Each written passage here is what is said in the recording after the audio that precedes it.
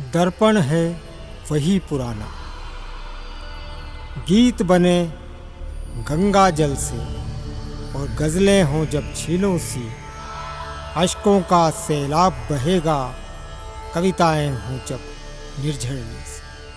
क्या द्रग के आंसू खत्म हुए या जमीन सूख गई जज्बातों की, क्यों मुरझाए से गीत बन रहे, क्यों गज़लें सहमी सहमी से।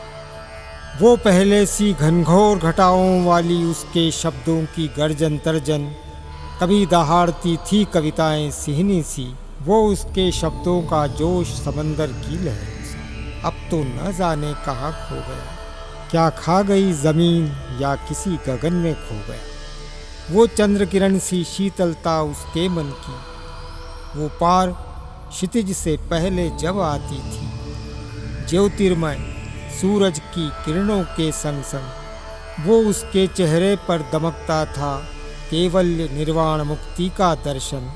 लेकिन अब तो न जाने किस उधेड़ बूंद में रहती है उन्मन उन्मन, बिखरा बिखरा सा उसका जीवन दर्शन।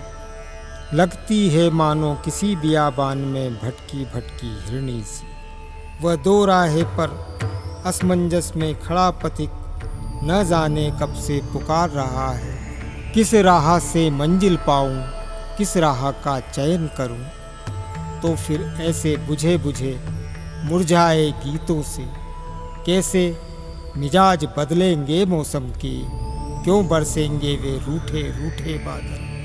फिर बिन बारिश वे मौन तरूवर क्यों मतवाले होंगे, फिर क्यों वे तने हुए अकड़ू पर्वत विनित भाव से झुक झुक कर बूढ़े बरगद से कुशल क्षेम पूछेंगे।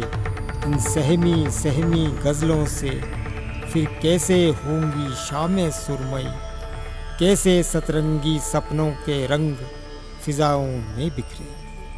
वह न जाने कितने सारे सीखचों में कैद किसी कैदी सी लगती है कविताएं, तिस पर उनके जर्जर कांधों पर बोझ संस्कृति और सभ्यता का, वो पहले से ही थके हुए पाँव में पड़ी बेड़ियाँ इन कदमों से कैसे चल पाएंगी उस पथ पर जिस पथ पर है अनथक यात्रा युगों युगों की। यह तो सर्वविदित है, सर्वमान्य है, कहते भी तो यही सभी है, साहित्य समाज का दर्पण है। लेकिन इस दर्पण में भी दिखी दरारें कितनी कितनी, और हर दरार के अपने अपने खेमे और हर खेमे के सरदार अलग हैं। लेकिन किंचित भी कहाँ फर्क पड़ा है, शाश्वत सत्य सनातन इस दर्पण की चमक में बस थोड़ी सी गर्द जमी है। इस दर्पण का इतिहास पुराना, इस दर्पण की बात अलग है। बेशुमार दौलत है पास हमारे और हम हैं कि बीमार पड़े हैं। इस दर्पण की बातों का कहीं अंत नहीं है, कुछ अमल करें तो फिर कुछ बात बने। बहुत बहुत धन्यवाद। नमस्कार। इति शुभम।